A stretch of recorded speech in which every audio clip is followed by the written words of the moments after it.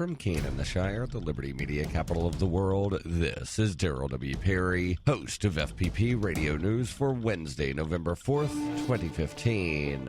Silver is trading at $15.27 per ounce. Gold is valued at $1,117 per ounce. And according to BitcoinAverage.com, the average price of Bitcoin is $485.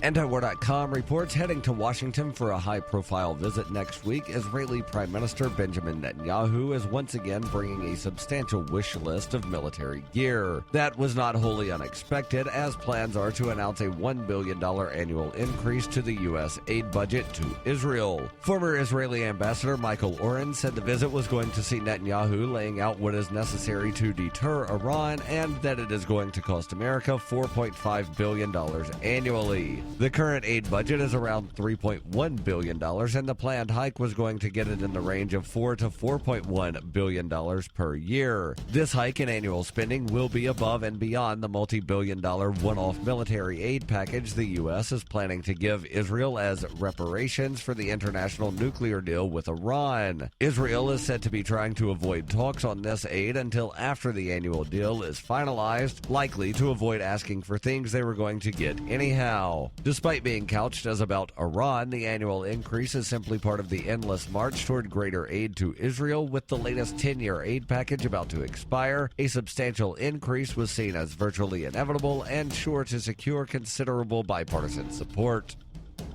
Bitcoin Not Bombs is a launching pad for nonprofits and social entrepreneurs into the financial freedom of the Bitcoin economy. Bitcoin Not Bombs is fully committed to being the hub of the nonprofit sector of the Bitcoin economy, maximizing the potential cross-promotion of all our clients and commercial partners. To learn more, visit bitcoinnotbombs.com.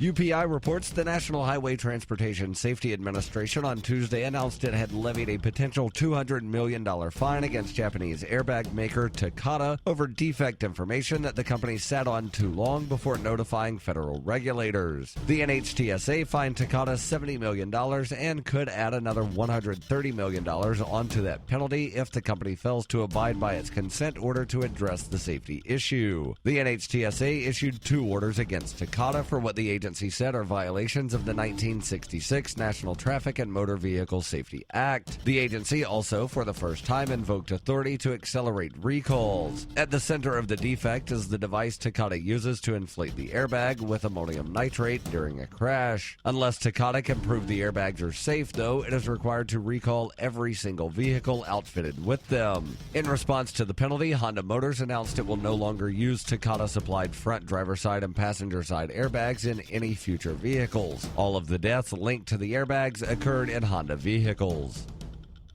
For over 35 years, Roberts & Roberts has been a trusted source for buying and selling your investment-grade precious metals. They also take Bitcoin for precious metal purchases and permanently removed the minimum purchase order for all orders paid in the digital currency. Call Roberts & Roberts today for knowledgeable advice on investing and a forward-thinking approach to new technologies. 850-478-5270 or online at rrbi.co.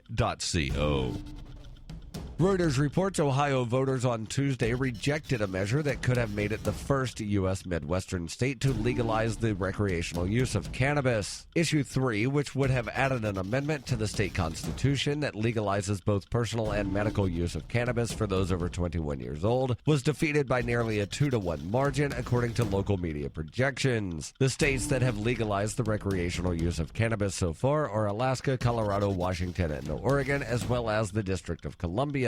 About 24 states allow its use for medical purposes. Ohio is considered a political bellwether, and a victory for recreational cannabis in Ohio could have changed the national conversation on legalization. 7 states are expected to vote on recreational cannabis next year. Issue 3 would have granted exclusive rights for commercial cannabis growth and distribution to 10 facilities around the state. Those facilities are owned by investors in the legalization movement. Critics say that creates a monopoly and responded with a rival ballot measure called Issue 2. That measure would nullify the regulatory structure if it creates an economic monopoly or special privilege for a private entity. This has been FPP Radio News, online at fppradio.com.